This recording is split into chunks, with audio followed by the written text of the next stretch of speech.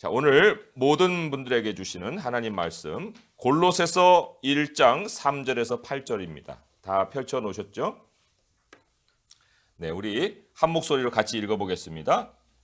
우리가 너희를 위하여 기도할 때마다 하나님 곧 우리 주 예수 그리스도의 아버지께 감사하노라.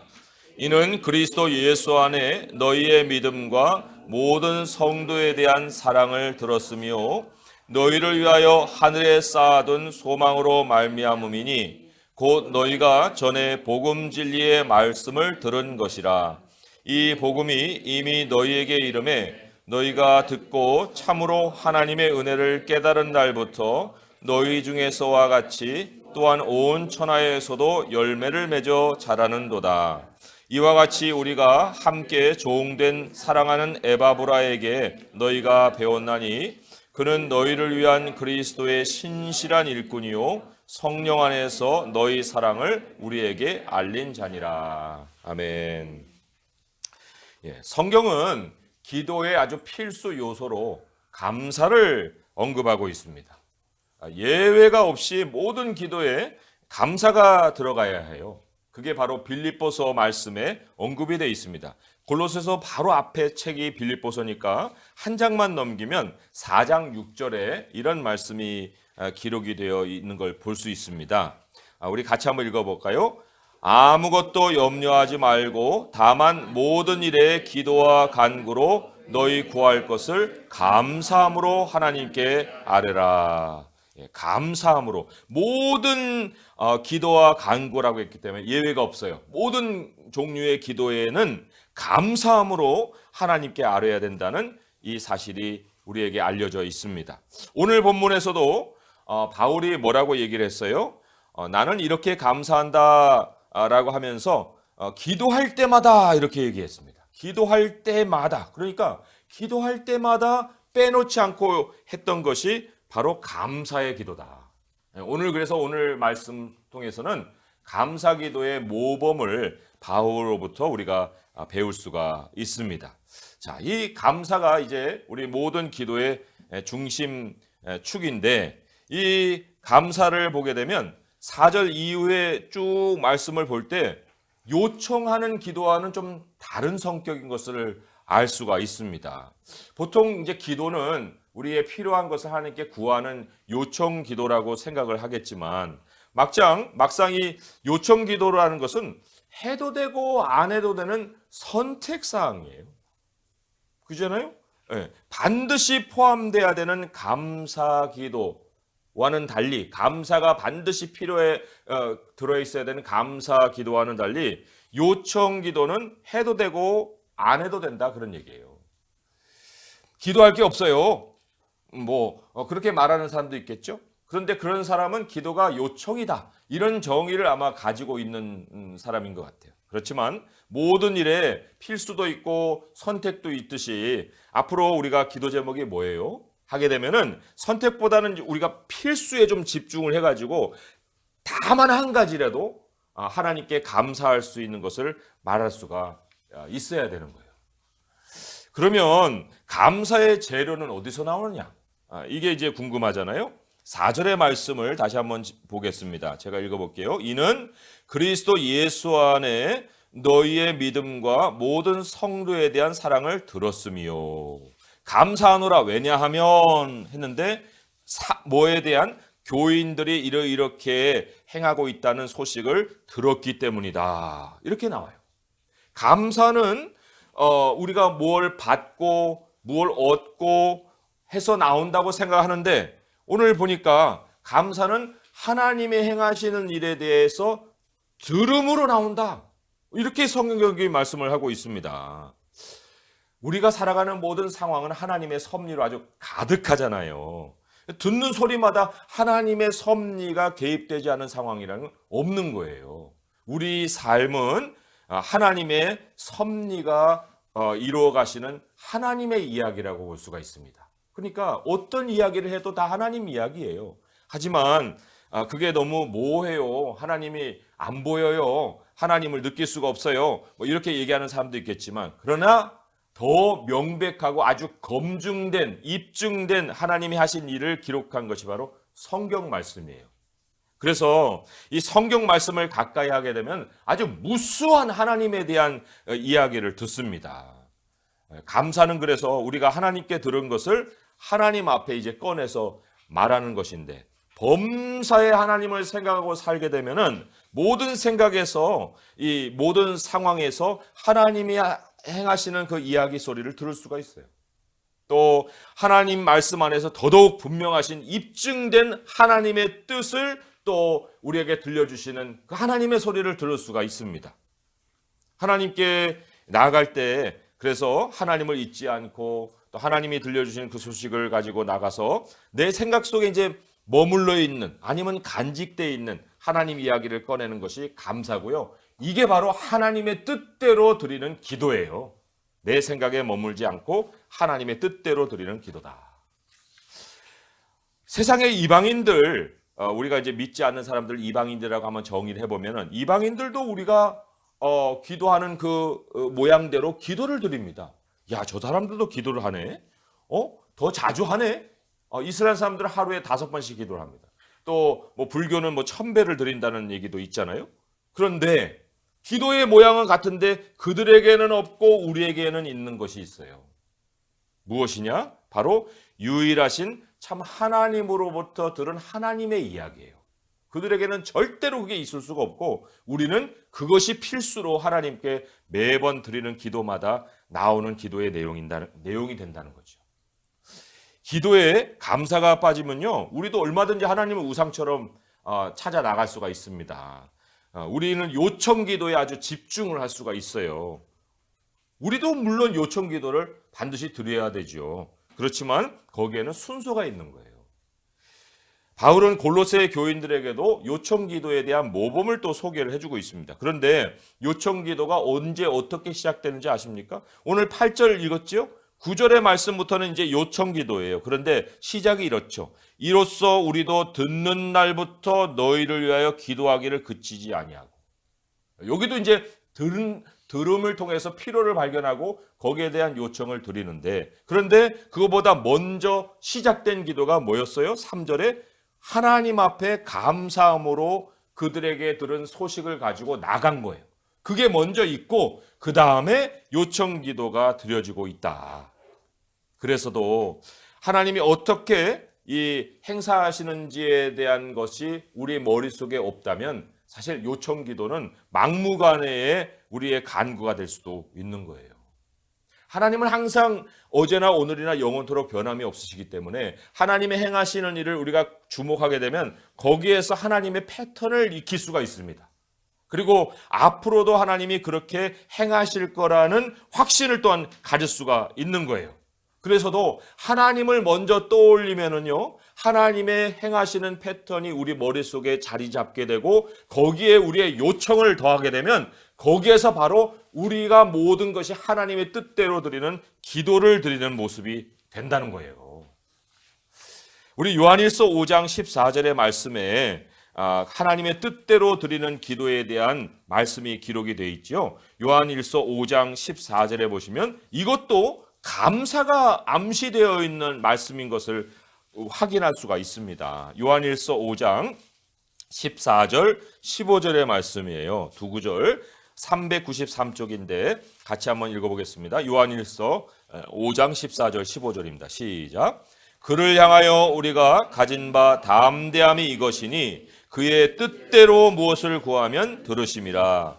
우리가 무엇이든지 구하는 바를 들으시는 줄 안즉 우리가 그에게 구한 그것을 얻은 줄을 또한 아느니라. 여기에 그의 뜻대로 하는 것이 굉장히 중요한 말이에요. 그의 뜻대로. 그러니까 그의 뜻대로 하나님께 구한다는 것은 감사가 암시가 되어 있는 것이다. 이렇게 볼 수 있는데 이 말씀 두 구절 안에서 더 놀라운 것을 하나 발견할 수가 있습니다. 뭐냐면 하나님도 들으시고 응답하신다는 거예요.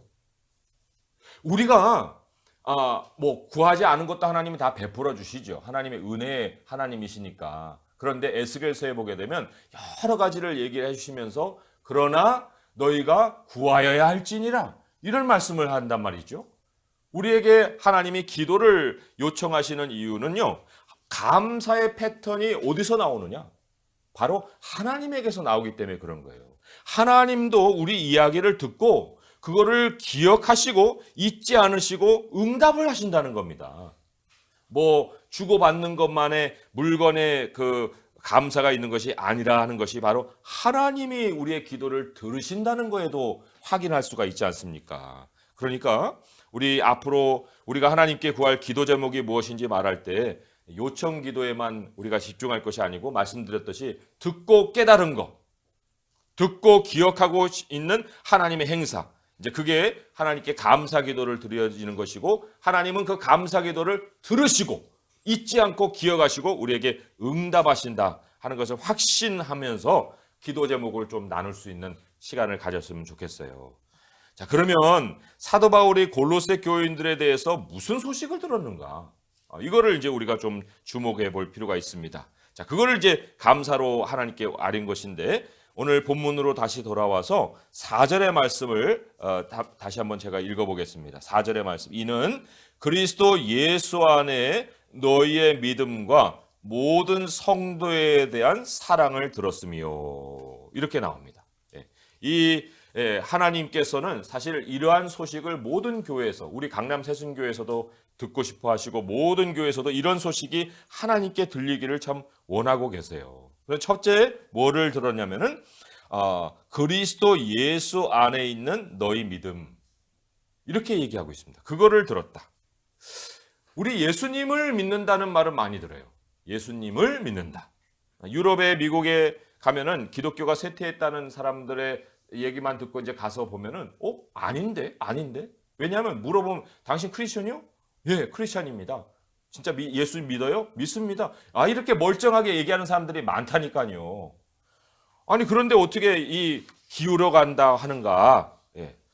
왜냐하면 오늘 말씀을 다시 한번 주목해 보게 되면 사도 바울이 들은 소식은 예수님을 믿는 골로새 교인들에 관한 소식이 아니에요. 예수님 안에 있는 골로새 교인들의 믿음에 관한 소식을 들었다는 거예요. 그리스도 예수를 떠나지 않고 있는 그 골로새 교인들의 믿음이다. 예수님 안에 여전히 머물러 있는 그들의 믿음이다. 2장 8절을 잠깐만 보시면은 그 골로새 교회에 무엇이 위험 요소였느냐? 철학과 헛된 속임수로 너희를 사로잡을까 주의하라. 철학과 속임수로 많은 사람들이 그리스도를 따른다면서 엉뚱한 가르침을 따르고 있었던 상황이었다는 거죠. 그러니까 예수 그리스도를 믿는다고 하면서 예수 그리스도 안에는 있지 않는 거예요. 모양만 그리스도인이고 사는 영역은 전혀 엉뚱한 사상 속에 있다는 거예요. 오늘날에도 우리 그리스도인들이 조심할 것은요. 교회라고 이렇게 이제 멀쩡하게 이름을 붙여놨는데 그 안에서 가르치는 걸 들어보면은 그게 온전한 진리가 아닐 수도 있는 거죠. 굉장히 경계해야 됩니다. 철학과 사람의 전통과 세상의 가치관이 버젓이 강단해서 사람들의 이목을 집중시키고 있는 그런 교회들이 또 있는 거예요. 골로새 교회도 혼탁한 상황에 이 정말 진리 안에 계속 머물고 믿음을 그 안에서 지키고 있었던 것, 그 소식을 들은 거죠.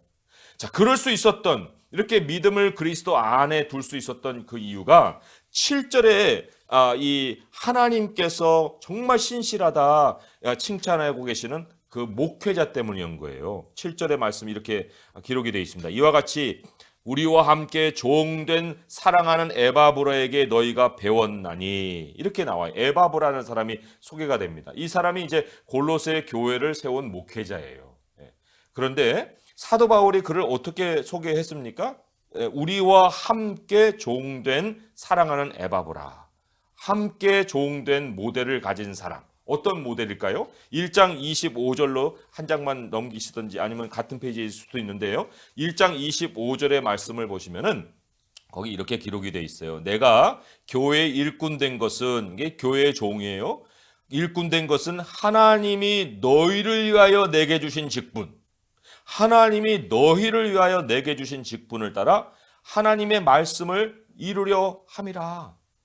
목회자라는 직분, 목사라는 직분은 자기 스스로 얻은 게 아니에요. 자기가 자격을 갖춘 게 아니고요. 너희를 위하여 하나님이 섬기게 하실 교회 성도들 위해서 내게 주신 직분이다. 그렇게 지금 말하고 있습니다. 왜 그 직분을 주셨느냐? 하나님의 말씀을 이루려 합니다. 이루려 함이라는 건 알리려 합니다. 그런 얘기예요. 하나님의 말씀을 그 성도들에게 알려주려고 하나님이 너희를 위해서 이 직분을 나에게 주셨다 하는 게 지금 바울의 고백이고 또 에바브라가 가지고 있는 생각인 거죠. 그러니까 그리스도의 신실한 일꾼은요, 이 자기 직분을 가지고 뭐 자기 이익을 추구한다든지 명함으로 사용한다든지 뭐 자기의 뭐 의수되는 자랑거리를 삼다든지 그럴 수가 없는 거예요. 그렇게 직분을 주시지 않았거든요. 교회 성도들을 위해서 주신 직분이기 때문에 아니 성도 없으면 직분도 없는 거예요.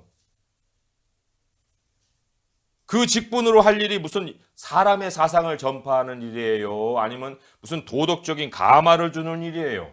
아니지 않습니까? 하나님의 말씀을 알리라는 거 아니겠습니까? 하나님의 말씀을 가르치고 하나님의 말씀을 들은 사람들은 그 은혜를 깨닫는 거예요. 6절의 말씀이 이렇게 나오잖아요. 이 복음이 이미 너희에게 이름에 너희가 듣고 참으로 하나님의 은혜를 깨달은 날부터 듣고 깨닫는 거예요. 하나님이 말씀을 주셔서 말씀이 믿음을 낳고 그 믿음이 바로 깨달음으로 이어지고 그 깨달음이 이제 복음 전파로 확장되는 이런 아름다운 모습이 있는 거지요. 이렇게 그리스도 안에 믿음을 가지게 되면은 그 성도들에게 변화가 있습니다.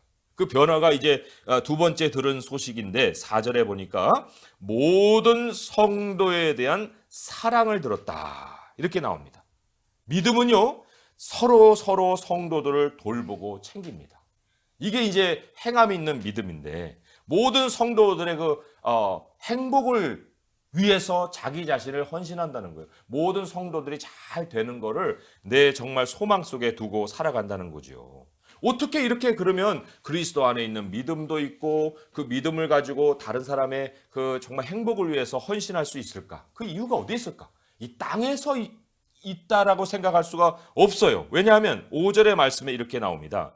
너희를 위하여 하늘에 쌓아둔 소망으로 말미암는다.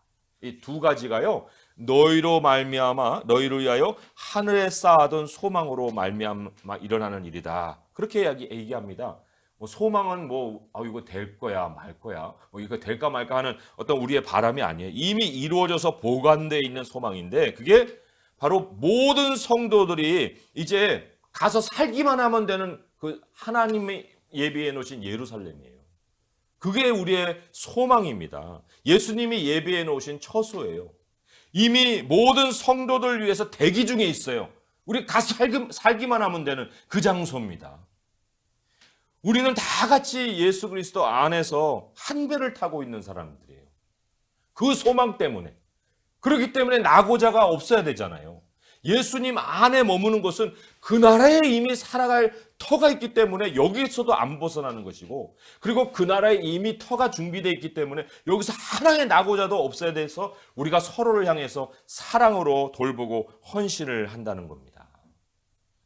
그 소망이 있기 때문에 믿음과 사랑이 가능한 것이다.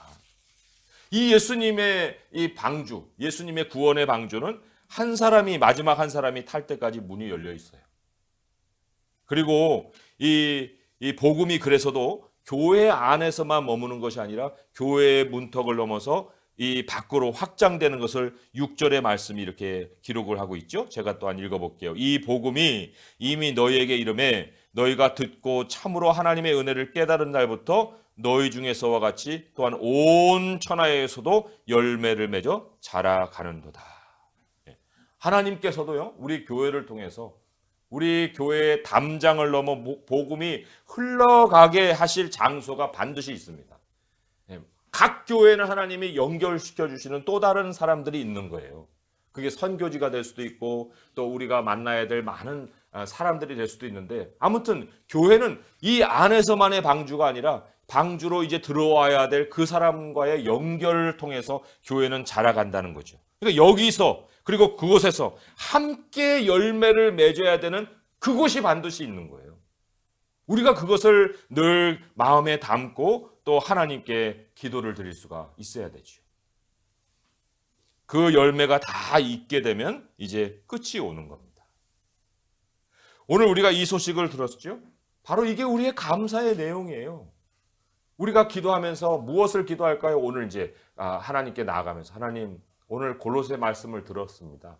하나님 골로새 교인들이 참 예수님 안에 믿음을 뒀네요. 많은 철학과 속임수 중에 참 그 사상에 흘려가지 아니하고 하나님을 믿었네요. 그리고 그 믿음으로 또 서로를 사랑했고 하늘에 쌓아둔 소망으로 함께 가면서 복음을 전했네요. 참 하나님 이러한 일들을 하나님의 행하신 것이 너무나도 감사합니다 하고 우리 마음속에 들려주신 하나님의 이야기를 하나님 앞에서 이렇게 풀어내는 것이 정말 하나님이 듣고 싶어 하시는 기도다. 이 감사의 기도를 우리가 드릴 때는 하나님이 다른 모든 우리의 요청의 기도는 이미 다 이루어 주신 것이다 말씀을 하시는 거예요. 순서를 뒤바꿔서는 우리가 하나님의 뜻대로 기도를 드릴 수가 없다는 것입니다. 그래서 이제 우리가 들은 하나님의 이야기를 하나님께 가져가서 하나님께서 들려주시고 또 하나님도 우리에게 들은 우리의 이야기를 하나님 마음의 간직에서 우리에게 응답해 주시는 이런 아름다운 하나님과 우리와의 소통이 감사기도로 말미암아 우리 예수 그리스도 오시는 날까지 우리 가운데서 이어지기를 우리 주 예수 그리스도의 이름으로 간절히 축원드립니다. 기도하겠습니다. 하나님 아버지 감사합니다.